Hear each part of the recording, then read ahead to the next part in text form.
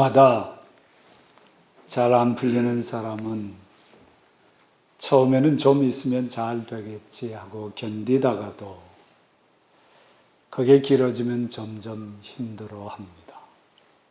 낙담도 하고 짜증도 부리죠. 몸이 아픈 사람도 그렇습니다.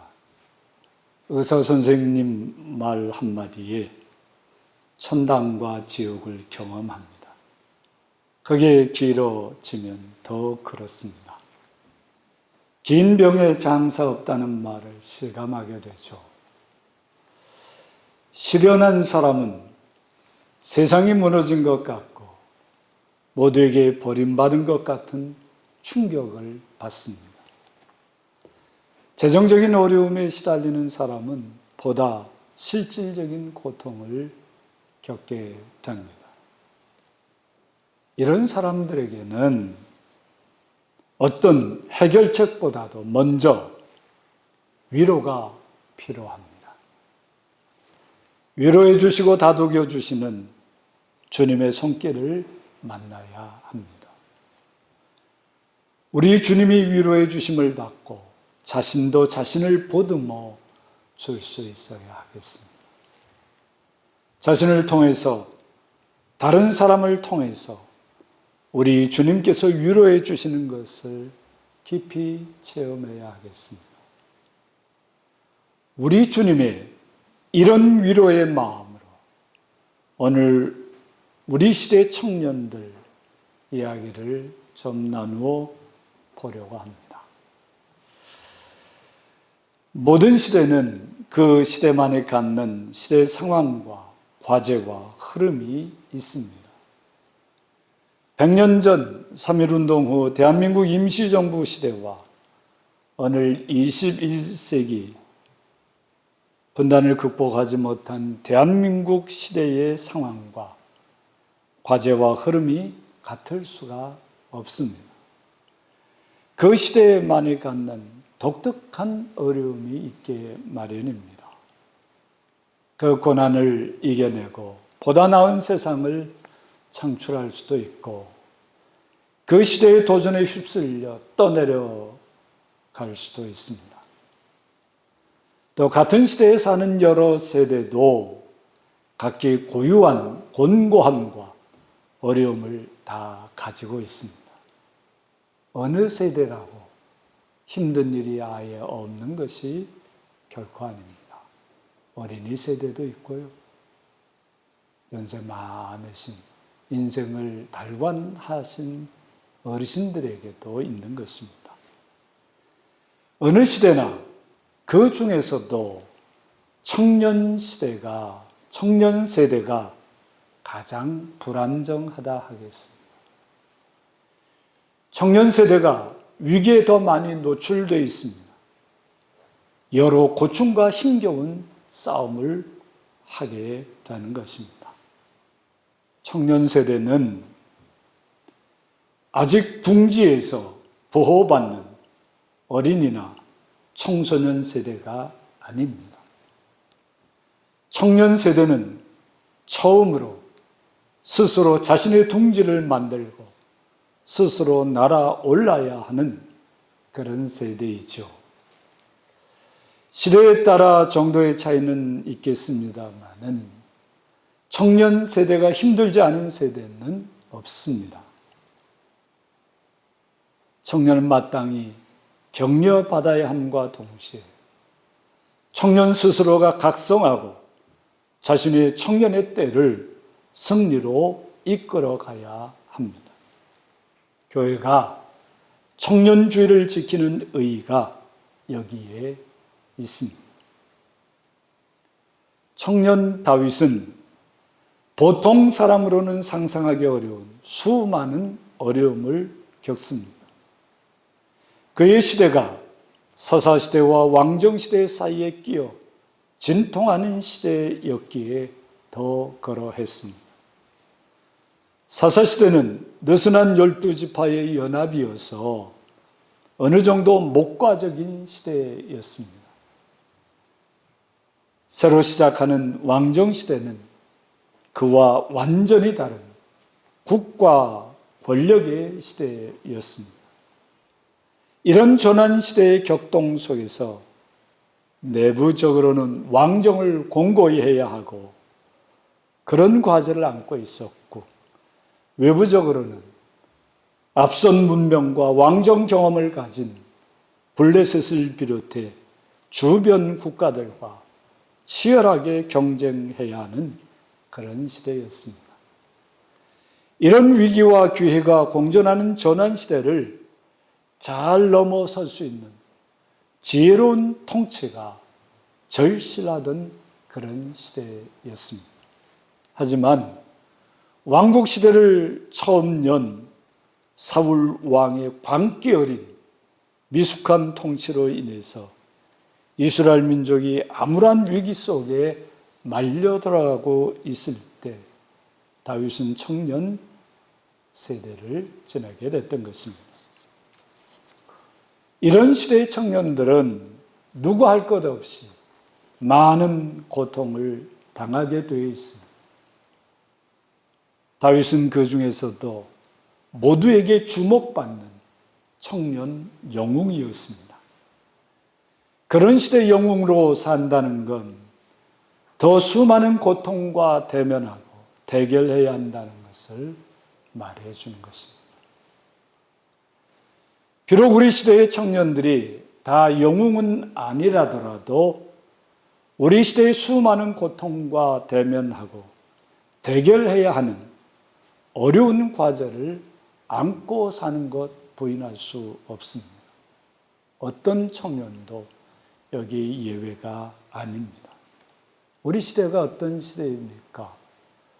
우리 시대는 1990년대 초 세계 냉전 체제가 붕괴된 이후 잽싸게 자리를 잡은 신자유주의 시대입니다. 이를 뒷받침하기 위해서 세계화가 강력하게 추진이 되었습니다. 세계를 하나의 시장으로 묶으려는 시도였습니다. 가진 자들이 더 많이 가지기에 편리한 세상을 만들려고 하는 시도였던 것입니다. 30년 가까이 진행된 신자유주의 세계화는 이전 시대와는 아주 다른 세상을 만들었습니다. 돈의 힘이 모든 것을 압도하면서 자본 지배 시대를 확고하게 한 것입니다. 사람은 잠을 자야 하지만 돈은 잠들지 않습니다. 돈에게는 국경도 없습니다. 돈이 사람도, 사회도, 문화도, 국가도, 국제관계도 다 지배하는 세상입니다. 그 결정판이 미국 제1주의를 부르짖는 모 대통령의 모습에서 볼 수 있죠. 한 사회가 망가지고 정권은 무너져도 돈의 위력은 여전합니다. 우리가 겪은 1997년 IMF 시대 사태와 2008년 세계 금융위기가 이를 잘 보여줍니다. 다른 것은 다 망해도 돈은 망하지 않을 것 같은 세상을 구축해 버린 것입니다. 자본의 지배는 필연적으로 양극화를 몰고 옵니다. 부자는 가만히 있어도 점점 더 부자가 됩니다. 가난한 사람은 아무리 애써도 점점 더 가난해집니다. 상위 1, 2%의 사람들이 그 지역의 99%의 부를 점거하겠다는 이런 시대를 만듭니다. 그래 부자의 마음은 점점 더 교만해지고 가난한 사람의 마음은 점점 더 쪼그라들고 비굴해집니다. 갑질 폭력이 끊이질 않습니다. 자본 세력은 자신들이 높은 곳에 오른 후에 높은 곳에 오르는 사다리를 걷어차 버립니다. 다른 사람들이 자기들과 같이 자본을 축적하지 못하도록 그렇게 하는 것입니다. 사람들은 자본에게 철저하게 순종하도록 길들여지고 있는 것입니다. 이 신자본주의의 자본 지배가 오늘날 우리 청년들이 겪고 있는 환난 같은 현실의 근본 원인과 본질인 것입니다. 그것을 놓쳐서는 안 되는 것이죠. 우리 시대 청년들이라고 해서 다 어려운 건 아닙니다. 금수저를 물고 태어난 청년들에게는 단군 일의 최고로 좋은 시대이죠. 금수저 청년들은 3포, 5포 그딴 고민을 가지지 않습니다. 그런 고민 가질 필요도 없는 것이죠. 이게 양극화의 그늘인 것입니다. 흑수저 청년들과 신자유주의 체제에 진입하지 못하는 대다수의 보통 청년들이 겪는 이 현실은 생각보다 훨씬 심각합니다. 그리고 그 많은 책임이 기성세대에 있는 것입니다.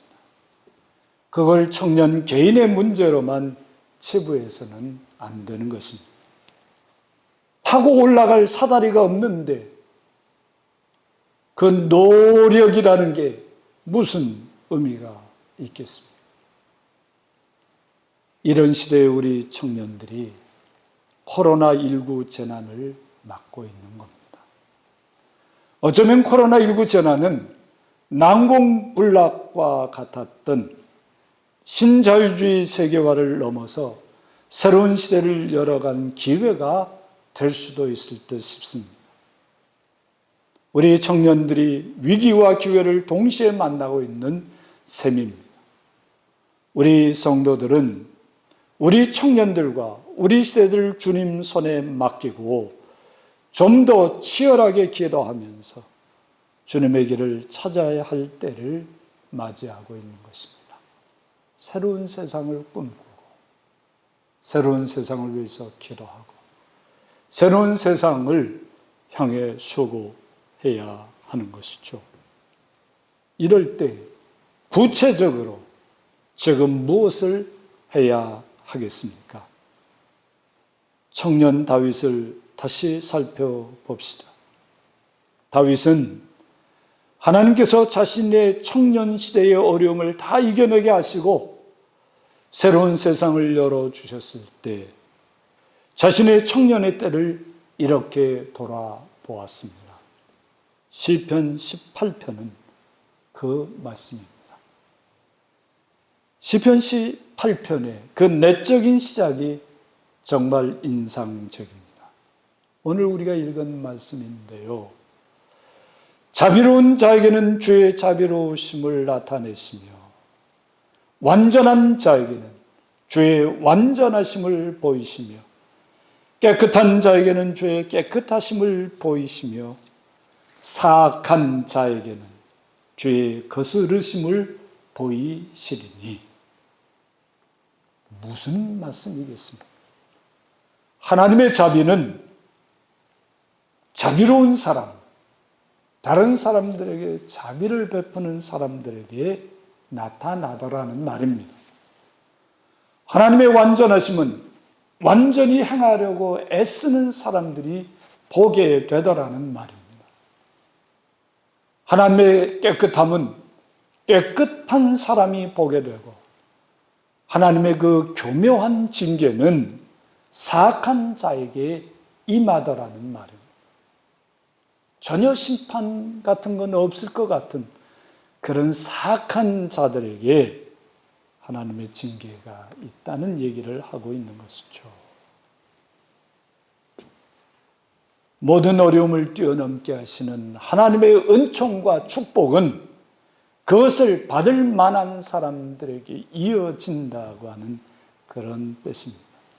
다윗은 자신의 청년 경험을 통해서 이를 깨달았던 것입니다. 다윗은 자기를 죽이려는 사울 왕의 만행을 그대로 갚지 않고 자비를 베풀었습니다. 사울 왕은 뭐에 홀렸는지 스스로 다윗의 대적이 되어서 무죄한 다윗을 죽이려고 쫓아다녔습니다. 다윗은 그런 사울 왕을 죽일 수 있는 절호의 기회를 2번이나 잡았음에도 사울 왕을 죽이지 않습니다. 자비를 베푼 것입니다. 당장 사울 왕을 죽여버리면 자기 고생은 끝인데, 자기 행복은 시작인데 그렇게 하지 않았던 거예요. 하나님께서는 사울 왕에게 자비를 베푼 다윗에게 하나님의 자비로 갚아 주십니다. 모든 원수의 손에서 다윗을 건져주시고 새로운 시대를 열어주셨을 뿐 아니라 이스라엘의 전무후무한 위대한 왕이 되게 하시고 다윗 왕조를 견고하게 하실 뿐만 아니라 메시아의 조상이 되게 하셨던 것입니다. 자비를 베푼 사람, 청년 다윗에게 그런 엄청난 은혜를 부어주셨던 것이죠. 어려운 시대를 살고 있는 우리 청년들이 제일 먼저 준비해야 할 것은 자신이 하나님 앞에 어떤 삶을 사는 사람으로 하나님께 알려질 것인가 하는 것입니다. 그것을 제일 먼저, 제일 중요하게 생각하고 준비해야 하는 것입니다. 사람들에게 어떻게 보일 것인가가 아닙니다. 하나님께서 기뻐하시는 모습대로 세워지는 것. 그런 사람됨이 중요한 것이에요. 그 사람됨이 준비되지 않은 채 아무리 엄청난 스펙을 쌓는다 해도 그건 하나님 앞에서 별로 중요한 게 아닙니다. 그렇게 애쓰고 준비한 스펙이 한번 일회용으로 자본에게 쓰임받고 버려지는 예가 얼마든지 있습니다. 그러고 싶습니까? 그럴 수는 없는 것이죠. 사랑하는 성도 여러분, 청년 여러분, 여러분들은 하나님 앞에서 어떤 사람으로 우선 알려지고 싶습니까? 먼저 우리 청년들, 하나님 앞에서 정직하고 진실하고 신실한 사람으로 알려지기를 축원합니다. 여러분들 그런 마음의 소원이 있어야 해요. 청년의 때 나는 다른 거 다 못해도 하나님 앞에 정직하게 살고 싶어.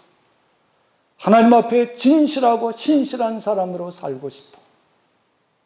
이런 뜨거운 마음, 그 마음이 여러분들의 삶을 이끌어가고 하나님께서 그걸 알아주시는 그런 역사가 있어야 하는 것입니다.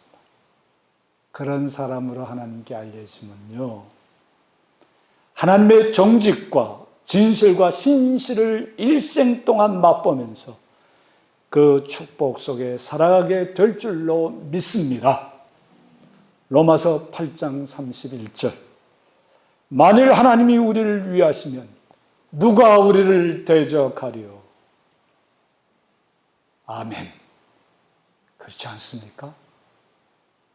아무도 우리를 대적할 수 없습니다. 자본이라도 대적할 수가 없는 것입니다.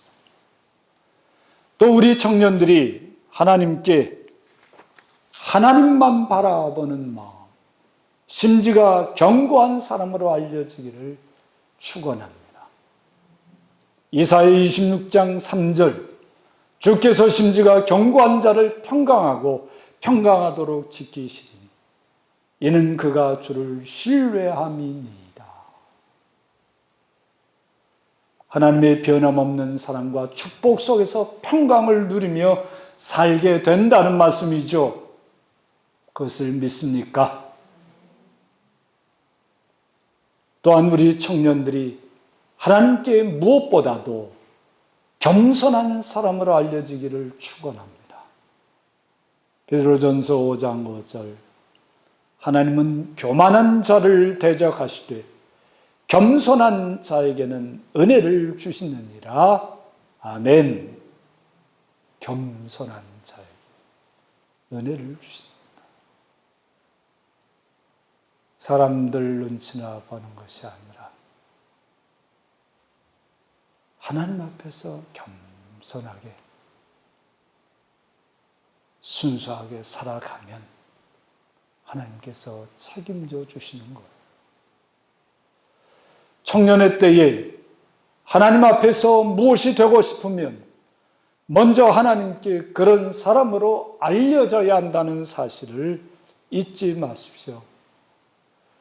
그렇게 하나님께 그런 사람으로 알려져 가면서 계속해서 실력을 쌓아가세요. 사람만 좋고 실력이 없으면 안 되는 거 아시죠? 타고난 흙수저를 탓하지 마세요.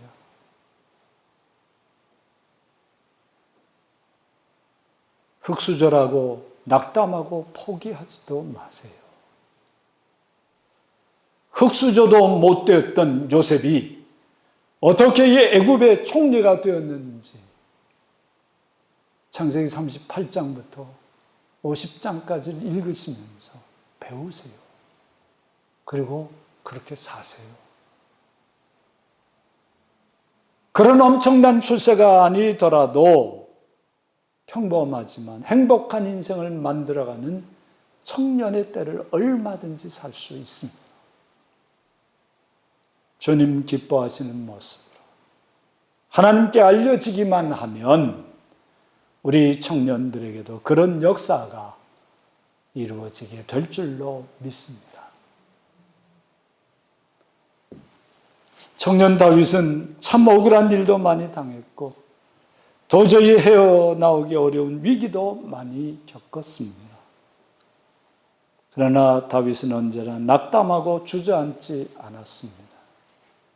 그때마다 다윗은 주께서 곤고한 백성을 구원하시고 교만한 눈은 낮추신다, 그렇게 믿었어요.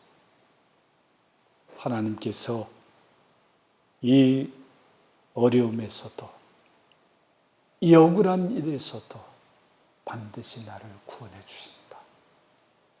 이 곤고한 백성을 구원해 주신다. 분명하게 믿었던 거예요. 이 믿음은 주께서 나의 등불을 켜시며 내 하나님이 내 흑암을 밝히시리라 하는 고백으로 이어졌습니다. 주께서 나의 등불을 켜시니라. 하나님이 내 흑암을 밝히시리라. 우리 시대의 청년들과 성도들도 이 확신과 고백이 견고해지고 충만해지기를 축원합니다. 우리 시대의 자본이 교만해져서 아무리 하나님의 자리를 대신하는 것처럼 보여도 하나님께서 자본에 굴하지 않는 우리 시대의 청년과 성도들로 그것을 낮추시고 새로운 시대를 열어가신다는 믿음을 가지세요. 이 믿음으로 사는 청년들과 성도들을 그 곤고한 자리에서 구원해 주신다는 확신에서 우리는 새로운 시대를 열어가는 것입니다. 시대의 어두움 속에서도 하나님께서 이 믿음으로 우리의 등불을 켜주시기, 우리 청년들과 성도들이 우리 시대의 흑암을 밝히겠다고 하는 고백 속에서 살아갈 수 있게 되는 것입니다. 얼마나 엄청난 말씀이에요. 얼마나 우리 눈이 번쩍 뜨이는 말씀입니까? 여러분 지금 여러분들의 인생이 캄캄합니까? 그 어두움에 우리 하나님께서 등불을 켜주신다 했어요. 하나님께서 켜주시는 등불 있으면 시대의 어둠이 아무리 어두워도 염려할 것 하나 없습니다. 이제 이 확신과 고백으로 내가 주를 의뢰하고 적군을 향하여 달리며 내 하나님을 의지하고 담을 뛰어넘나이다 하였습니다. 사람들을 무너지게 하고 세상을 망가뜨리는 자본의 행태, 그 적군과 같은, 강력한 적군과 같은 그것들 조금도 두려워하지 않고 주님을 의뢰하고 맞설 수 있다는 겁니다. 우리를 이 앞을 가로막는 담이 어떤 것이든지 하나님을 의지하고 뛰어넘는 것이에요. 진입장벽의 벽이 높아 보입니까? 자본의 조직과 구조의 장벽이 높아 보입니까? 실패와 좌절의 장벽은 도저히 어찌할 수 없어 보입니까? 아닙니다. 내 하나님을 의지하고 그 담을 훌쩍 뛰어넘는 거예요. 그게 믿는 성도들, 청년들의 삶인 것입니다. 하나님은 자기에게 피하는 모든 자의 방패이심을 믿기에 그렇게 겁 없이 살 수 있는 거예요. 그런 사람들에게 통쾌한 승리가 다가옵니다. 다윗만 승리하는 게 아니에요. 다윗만 세상을 바꾸는 것이 아니라 오늘의 그런 청년들과 성도들도 세상을 바꾸는 것입니다. 사랑하는 성도 여러분, 하나님께서 여러분들의 사정과 형편에 따라 먼저 깊은 위로가 되어주시기를 간절히 바랍니다. 공고한 자리에서 구원해 주시는 하나님, 그분이 여러분들을 위로하십니다. 특히 어려운 시대에 힘겨운 과제 앞에 서 있는 우리 청년들을 위로해 주시고 다독여 주시기를 바랍니다. 동시에 우리 시대의 청년들이 하나님께서 기뻐하시는 모습대로 살아서 시대의 어둠을 밝히는 등불이 되고 모든 담을 뛰어넘어서 새로운 세상을 열어가는 데 쓰임 받기를 우리 주님의 이름으로 축원합니다. 아멘.